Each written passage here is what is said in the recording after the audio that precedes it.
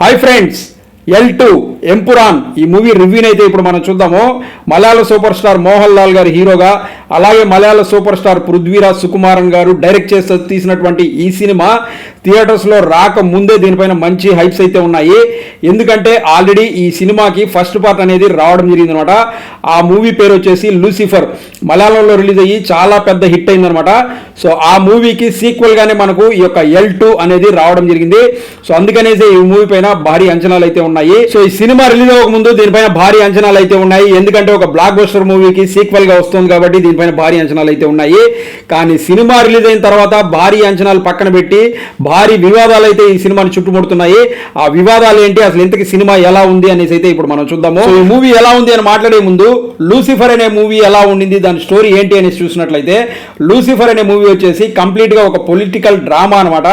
ఒక ఫ్యామిలీలో ఉన్నటువంటి వాళ్ళు పవర్ కోసం ఏం చేశారు, ఎలా చేశారు, ఎత్తులు పై ఎత్తులు అనే దానిపైన మనకు ఆ మూవీ అనేది నడుస్తుంది. అది చాలా ఇంట్రెస్టింగ్ గా అయితే చూపిస్తారనమాట ఆ మూవీలో. సో దానికి కొనసాగింపుగానే మనకు ఈ మూవీ రావడం జరిగింది. సో లూసిఫర్ 1 అనేది మనకు ఎక్కడైతే ఎండ్ అవుతుందో లూసిఫర్ 2 అనేది కూడా మనకు అక్కడే స్టార్ట్ అవుతుంది అనమాట. కాకపోతే ఇందులో ఉన్నటువంటి బిగినింగ్ పాయింట్ వచ్చేసి మనకు కొంచెం డిఫరెంట్ గా అనేది ఉంటుంది. ఎండింగ్ వచ్చేసరికి మనకు ఆ యొక్క పాయింట్ తోనే ఎండ్ అవుతుంది అనమాట. మధ్యలో ఉన్నదంతా కూడా మనకు పొలిటికల్ డ్రామానే. ఆ పొలిటికల్ డ్రామాలోనే మనకు కొంచెం ఇంటర్నేషనల్ డ్రగ్స్ మాఫియా అవి ఇవి యాడ్ అయ్యేసి లోకల్ గా ఉన్నటువంటి పొలిటికల్ డ్రామా అనేది మిక్స్ చేసి మనకు చూపించాడని చెప్పొచ్చు డైరెక్టర్. సో ఈ మూవీ డైరెక్టర్ వచ్చేసి పృథ్వీరాజ్ సుకుమారన్ గారు. ఈయన ఆల్రెడీ హీరోగా చేస్తున్నాడు. లూసిఫర్ 1 కూడా ఆయనే తీశాడు, ఇప్పుడు లూసిఫర్ 2 కూడా ఈయనే తీశాడు. సో కాకపోతే ఇప్పుడు ఏమిటంటే లూసిఫర్ 1 వచ్చినప్పుడు అక్కడ ప్రాబ్లం లేదు, కానీ లూసిఫర్ 2 వచ్చేసరికి ఇక్కడ చాలా వివాదాలు అనేటివి రేగుతున్నాయన్నమాట. దానికి రీజన్ ఏంటి అంటే ఈ మూవీలో ఉన్నటువంటి కొన్ని పొలిటికల్ సీన్స్ కనుక చూసుకున్నట్లయితే, ఇప్పుడు ప్రస్తుతం కేరళలో ఉన్నటువంటి పొలిటికల్ సినారియో ఏదైతే ఉందో దాన్ని ఈ విధంగా చూపించారేమో అన్న విధంగా అయితే ఉంటుందన్నమాట. ఇప్పుడు ప్రస్తుతం అక్కడ ఉన్నటువంటి పార్టీలన్నీ కూడా మా గురించి చూపించారు అన్న విధంగా ఫీల్ అయ్యే విధంగా ఇందులో కొన్ని సీన్లు అనేవి ఉంటాయన్నమాట. మెయిన్గా మనకు సెంట్రల్లో ఎవరైతే ఉన్నారో వాళ్ళ గురించి ఎక్కువగా బ్యాడ్గా చూపించారు అనేసి వాళ్ళైతే ఫీల్ అవుతున్నారు అనమాట.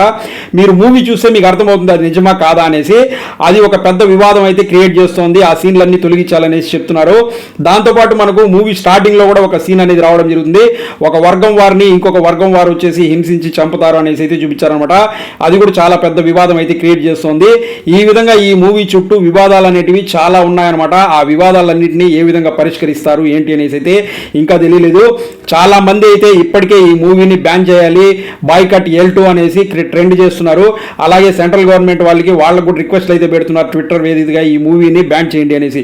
సో ఇంతగా దీంట్లో ఏముంది అనేసి కనుక మనం చూసుకున్నట్లయితే, సో ఇప్పుడు నేను చెప్పినట్టు ఫస్ట్ లో ఉన్నటువంటి కొన్ని సీన్లు, అలాగే పొలిటికల్ డ్రామాగా వచ్చేటటువంటి కొన్ని సీన్లు, ఇవన్నీ కనుక చూసుకున్నట్లయితే ఇప్పుడు కేరళలో ఉన్నటువంటి పొలిటికల్ సినారియోకి తగ్గట్టుగా ఉన్నాయన్నమాట. దానివల్ల ఇది ఇంత పెద్ద వివాదానికి అయితే క్రియేట్ చేస్తుంది. సో ఇక మనము ఈ వివాదాలు వీటిని పక్కన పెట్టేసి జస్ట్ ఈ మూవీని మూవీ లాగా చూస్తే ఎలా ఉంది, ఈ మూవీ స్టోరీ ఏంటి అనేసి కనుక చూసుకున్నట్లయితే, సో లూసిఫర్ 1 అనే స్టోరీ ఎక్కడైతే ఎండ్ అవుతుందో ఈ L2 అనే స్టోరీ మనకు అక్కడే స్టార్ట్ అవుతుంది అనమాట. సో ప్రజెంట్ కేరళలో సీఎంగా ఉన్నటువంటి ఒక వ్యక్తి వేరే వాళ్ళతో చేతులు కలిపి ఆ రాష్ట్రంలో ఉన్నటువంటి సంపదని దోచుకెళ్లాలనేసి చూస్తూ ఉంటాడు. అది తెలుసుకున్న కొంతమంది అతన్ని ఆపాలనేసి ట్రై చేస్తారు, కానీ వాళ్ళ వల్ల కాదు. కానీ అతన్ని ఆపగలిగే వ్యక్తి ఒకే ఒకడు, అతనే లూసిఫర్ అనమాట. అతను కనిపించకుండా వెళ్ళిపోయి 5 years అవుతా ఉంటుంది. కానీ అతను ఎక్కడున్నాడని చెప్పేసి అతన్ని వెతికి అతనికి విషయాన్ని అయితే చేరవేస్తాడు. అది తెలుసుకున్న తర్వాత లూసిఫర్ కేరళకు వచ్చాడా, వచ్చిన తర్వాత ఆ సీఎంని ఏం చేశాడు, ఆ సంపదను అతను దోచుకొని వెళ్లకుండా ఏం చేయగలిగాడు అనేది మూవీలో చూడాల్సింది. దీంతో పాటు మనకు ఇందులో ఇంకొక స్టోరీ ఉంటుందన్నమాట. ఒక చిన్న పిల్లవాడి ముందు తన ఫ్యామిలీ మొత్తాన్ని కొంతమంది చాలా క్రూరంగా అయితే చంపేస్తారనమాట. అది చూసిన తర్వాత ఆ పిల్లవాడు ఏం చేశాడు, ఇంతకీ ఆ పిల్లవాడు ఎవరు అనేది మనం మూవీలో చూడాల్సి ఉంటుంది. సో ఇదన్నమాట స్టోరీ. ఈ స్టోరీ డైరెక్ట్ చూపించిన విధానం కనుక చూసుకున్నట్లయితే ఫస్ట్ హాఫ్ మాత్రం మనకు చాలా చాలా ఇంట్రెస్టింగ్ గా ఉంటుంది. ఆ పొలిటికల్ డ్రామా అదంతా కూడా చాలా గ్రిప్పింగ్ గా ఉంటుంది. అలాగే హీరోతో వచ్చే కొన్ని యాక్షన్ ఎపిసోడ్స్ ఇవన్నీ కూడా చాలా బాగుంటాయి అనమాట. సెకండ్ హాఫ్ వచ్చేసరికి సెకండ్ హాఫ్ లో కూడా మనకు కొంచెం యాక్షన్ ఎపిసోడ్స్ అనేవి బాగుంటాయి. కాకపోతే సెకండ్ హాఫ్ మనకు చాలా ల్యాగ్ అనేది ఉంటుంది అనమాట. అలాగే ఎండ్కి వచ్చేసరికి ఒక నార్మల్ రివెంజ్ డ్రామా లాగా అయితే ఎండ్ అవుతుంది అనమాట. అది మాత్రం కొంచెం మార్చి ఉండాల్సింది. సో ఓవరాల్ గా డైరెక్టర్ ఏదైతే చెప్పాలనుకున్నాడో దాన్ని మనకు కొంచెం ల్యాగ్ చేసి చెప్పాడేమో అనిపిస్తుంది. ఓవరాల్ గా మనకు యాక్షన్ ఎపిసోడ్స్ అవి మాత్రం బాగున్నాయని చెప్పొచ్చు.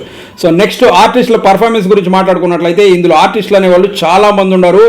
మోహన్ లాల్ గారు ఉన్నారు, అలాగే మనకు పృథ్వీరాజ్ సుకుమారన్ గారు ఉన్నారు, అలాగే మనకు టొవినో థామస్ గారు ఉన్నారు, అలాగే మంజు వారియర్ గారు ఉన్నారు. సో అందరూ వాళ్ళ క్యారెక్టర్స్కి అయితే చాలా బాగా సెట్ అయ్యారు. వాళ్ళందరూ కూడా చాలా బాగా చేశారని చెప్పొచ్చు. అలాగే దీని మ్యూజిక్ కనుక చూసుకున్నట్లయితే బ్యాక్గ్రౌండ్ స్కోర్ బాగుంది, సాంగ్స్ కూడా ఓకే పర్లేదు. కెమెరా వర్క్ మాత్రం చాలా చాలా బాగుందని చెప్పొచ్చు. అలాగే మూవీ చాలా హై బడ్జెట్లో తీశారని చెప్పొచ్చు. మూవీ చూస్తే మనకైతే అర్థమవుతుంది. సో ఓవరాల్ గా మూవీ ఎలా ఉంది అంటే, సో డైరెక్టర్ ఏదైతే చెప్పాలనుకున్నాడో దాన్ని స్ట్రైట్ అవే చెప్పేశాడనమాట. అది చెప్పడం వల్ల ఇప్పుడు కొన్ని వివాదాలు అయితే వస్తున్నాయి. ఇప్పుడు ప్రస్తుతం పొలిటికల్ సినారియోలో కనుక చూసుకున్నట్లయితే ఏ పార్టీకి ఎదురెళ్ళినా కూడా వాళ్ళ ప్రాబ్లం ఎలా ఉన్నాయనేసి అయితే అందరికీ తెలుసు. సో ఈ మూవీ కూడా ఇప్పుడు ప్రాబ్లమ్స్ అనేటివి స్టార్ట్ అయ్యాయి. ఇందులో ఉన్నటువంటి కొన్ని సీన్స్ని వాటిని తీసేయాలని చెప్పేసి డిమాండ్స్ అయితే వస్తున్నాయన్నమాట. సో మీకు గనక మంచి యాక్షన్ ఎపిసోడ్స్ ఉన్నటువంటి మూవీ చూడాలి అనుకుంటున్నట్లయితే వెళ్ళి మూవీ చూడండి, మీకైతే నచ్చుతుంది. నాకైతే మూవీ పర్లేదు, ఒకసారి చూడొచ్చు అనిపించింది. ఈ మూవీ ఫ్యామిలీతో కలిసి చూడొచ్చు అంటే చూడొచ్చు, అభ్యంతరం అనేసి అయితే లేవు.